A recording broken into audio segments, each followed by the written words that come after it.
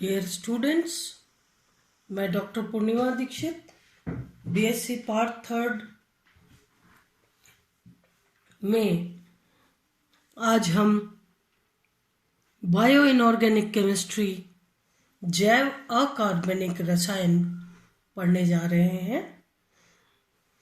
जैव अकार्बनिक रसायन, पहले तो जैव रसायन और फिर अकार्बनिक रसायन।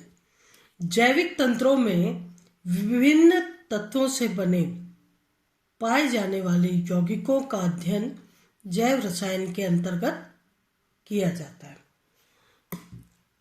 जो जैविक तंत्र होते हैं उनमें बहुत सारे यौगिक पाए जाते हैं और उन यौगिकों का अध्ययन हम जैव रसायन के अंतर्गत, बायोकेमिस्ट्री के अंतर्गत करते हैं। विभिन्न अकार्बनिक तत्वों, उनके यौगिकों एवं संकुलों आदि की जैविक कार्यों में भूमिका का अध्ययन जैव अकार्बनिक रसायन में किया जाता है। आप जानते हैं कि आपके शरीर में बहुत सारे अकार्बनिक तत्व हैं जो विभिन्न रूपों में पाए जाते हैं। तो उनका अध्ययन, जो अकार्बनिक तत्व हैं जैसे हीमोग्लोबिन, क्लोरोफिल, ये सब जो है ये इसी के अंतर्गत आते हैं। इसके अलावा भी बहुत सारे ऐसे तत्व हैं जो शरीर में पाए जाते हैं, किसी भी जैविक तंत्र में पाए जाते हैं। लगभग 40 तत्वों की उपस्थिति जीव जंतु व पेड़ पौधे में ज्ञात की गई, जिसमें से निम्न तत्वों को स्वस्थ मानव शरीर के लिए जैव रसायन दृष्टि से आवश्यक तत्वों में गिना जाता है।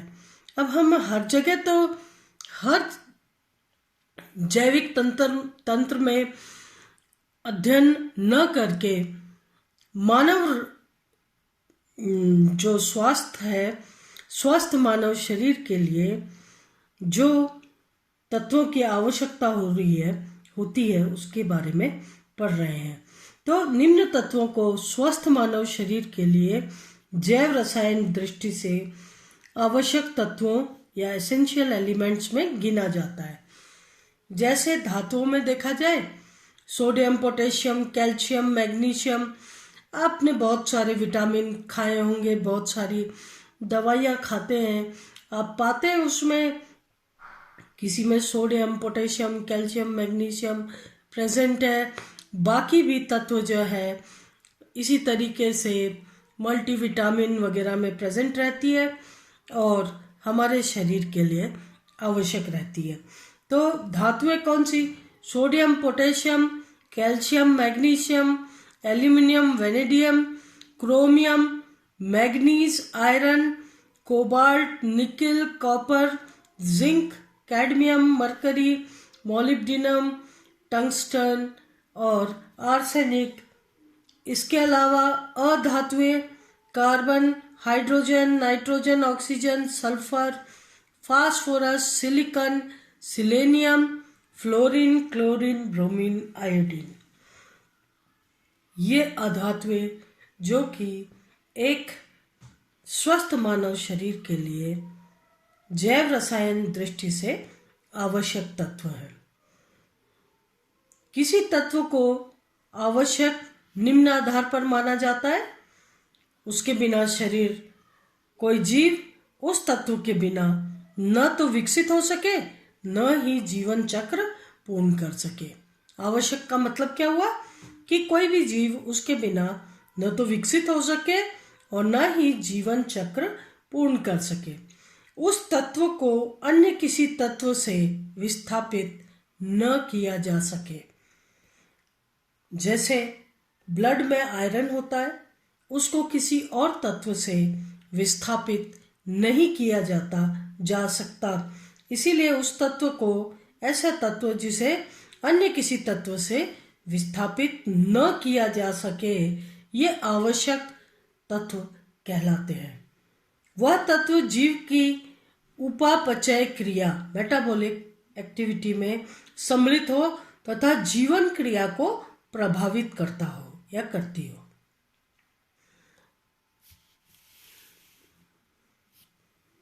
उस तत्व की कमी जीव के लिए घातक हो।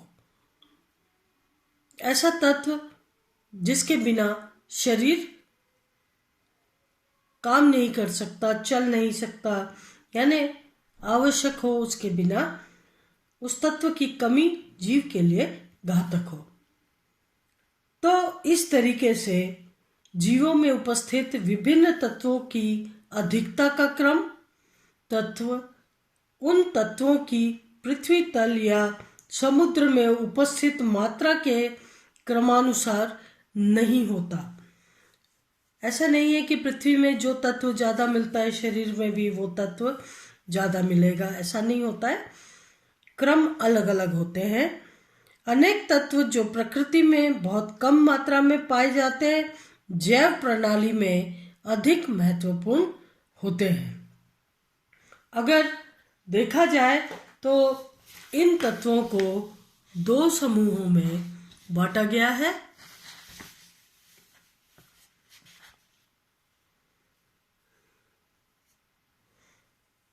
इन तत्वों को दो समूहों में विभाजित किया गया है। एक नंबर 1 वृहत पोषक तत्व, मैक्रोन्यूट्रिएंट्स, जो ज़्यादा मात्रा में चाहिए होते हैं वो कहलाते हैं वृहत पोषक तत्व। और सूक्ष्म पोषक तत्व बहुत कम मात्रा में जिनकी आवश्यकता होती है लेकिन आवश्यक होते हैं, मात्रा कम होती है लेकिन वो तत्व आवश्यक होते हैं, ऐसे तत्वों को सूक्ष्म पोषक तत्व कहते हैं। जैसे उदाहरण के तौर पर जैव प्रणाली में आवश्यक वृहत पोषक तत्वों की भूमिका carbon, hydrogen, nitrogen, oxygen, phosphorus, sulphur, sodium, potassium, magnesium, calcium तथा क्लोरीन वृहत पोषक तत्वों में आते हैं। मैक्रो न्यूट्रिएंट्स, जैसे जानते हैं कि फास्फोरस का औद्योगिक रूप से प्रमुख खनिज हाइड्रोक्सी एपेटाइट है और यह खनिज जीव जगत में हड्डियों, दांतों व जीवों के कवच शेल में पाया जाता है या उसका मेन कंपोनेंट है। सूक्ष्म समुद्री जीव जैसे डायटम की कोशिका भित्ति सेल वॉल जो है में जल योजित सिलिकॉन ऑक्साइड SiO2 NH2O पाया जाता है। इस तरीके से खनिज कैल्साइट पक्षियों के अंड कवच में तथा खनिज एरेगोनाइट कैल्शियम कार्बोनेट कशेरुकी तथा स्तनधारी जीवों की हड्डियों में पाया जाता है। अब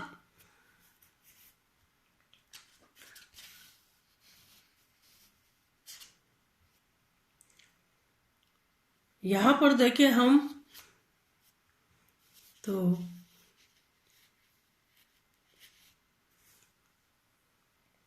आवश्यक वृहत पोषक तत्वों की जैव रसायन में भूमिका इस प्रकार है।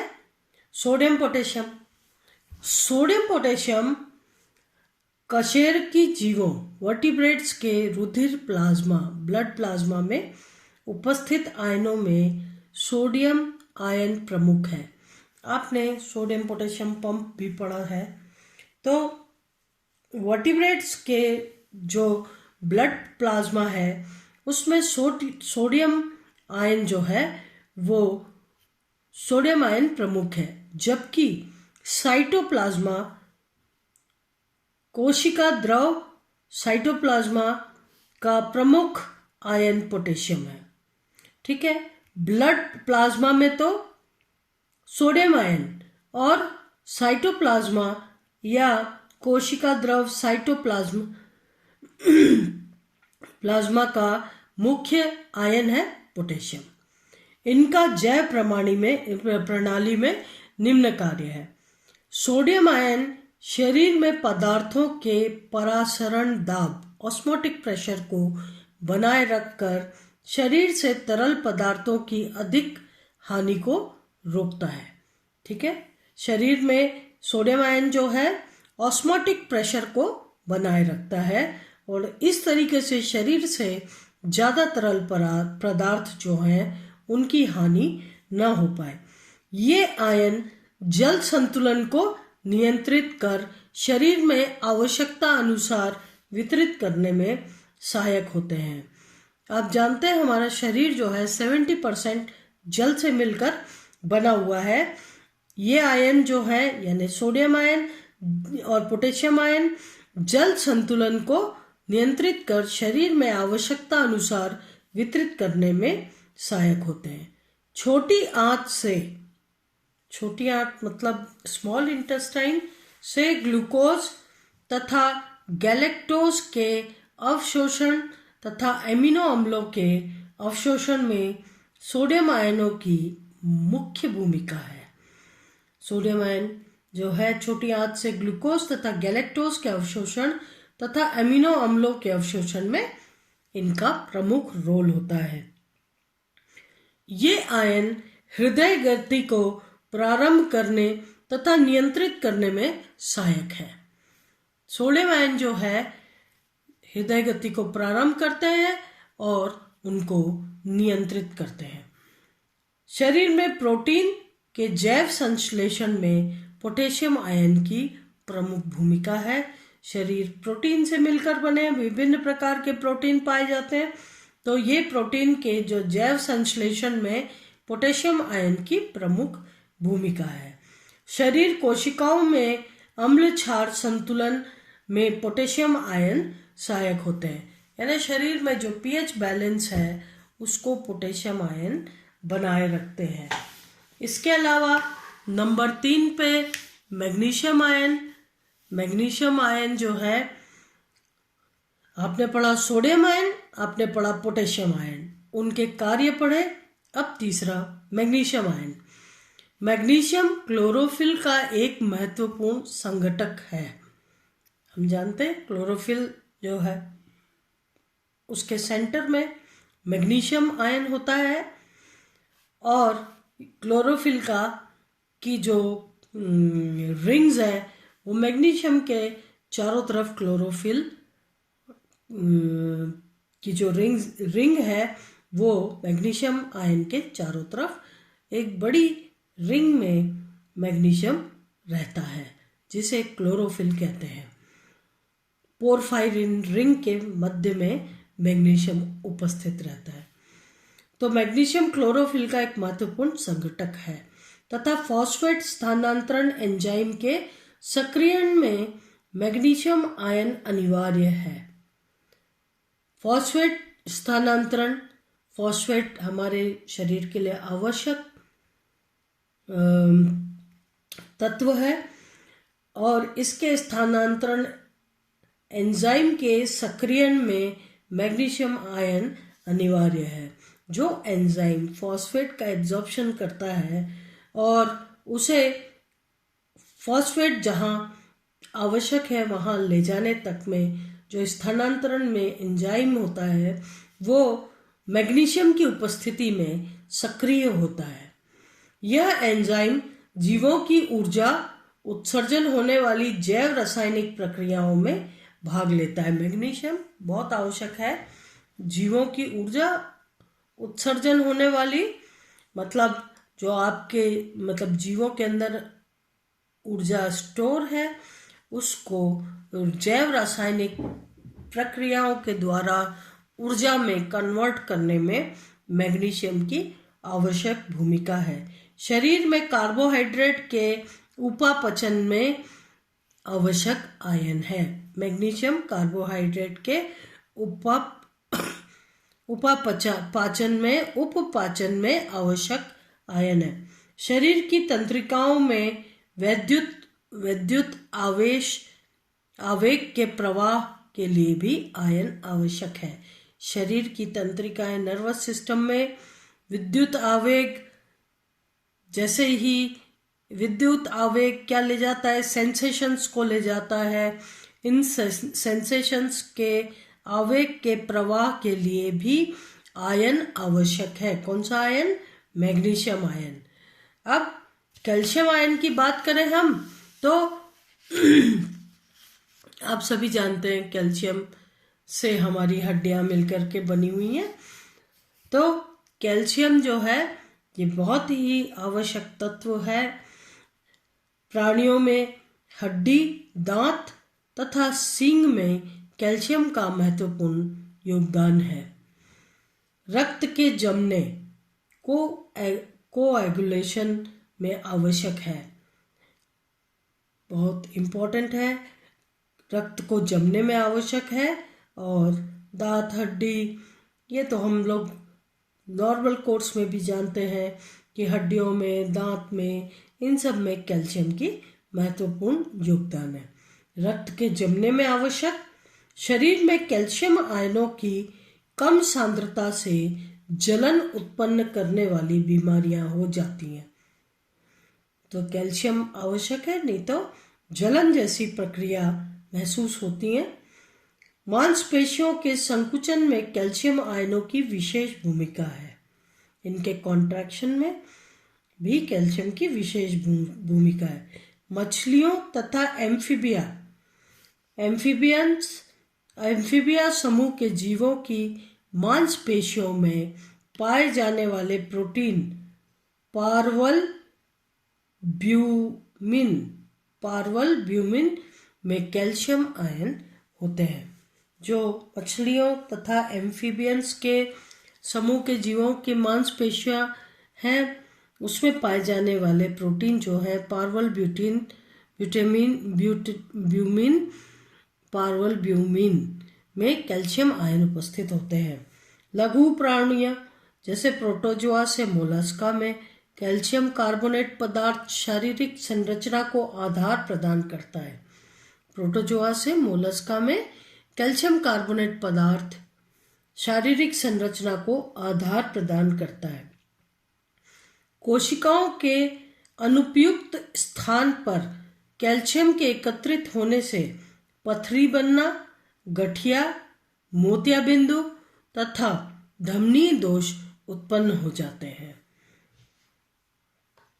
कोशिकाओं के अनुपयुक्त स्थान पर अगर कैल्शियम जगह जगह जमा हो जाता है तो वो भी घातक होता है और उससे कई शरीर में बीमारियां उत्पन्न हो जाती हैं।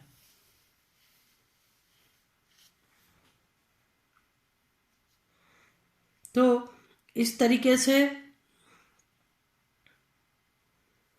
लघु प्राणियों में कैल्शियम कार्बोनेट पदार्थ शारीरिक संरचना को आधार प्रदान करता है। कोशिकाओं के अनुपयुक्त स्थान पर कैल्शियम के एकत्रित हो जाने से पथरी बनना, गठिया, मोतियाबिंद तथा धमनीय दोष उत्पन्न होते हैं। अग्न्याशयी ग्रंथि पैंक्रियाज द्वारा इंसुलिन के उत्सर्जन में कैल्शियम 2+ आयनों का योगदान रहता है। दूसरा हो गया, नेक्स्ट हो गया क्लोरीन।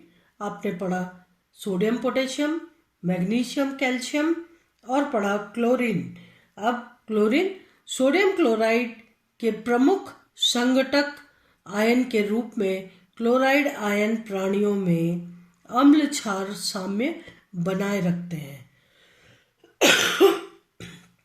यानी क्लोरीन जो है अम्ल क्षार सामर्थ्य बनाए रखते हैं और ये जो है क्लोराइड आयन सोडियम क्लोराइड के रूप में पाया जाता है।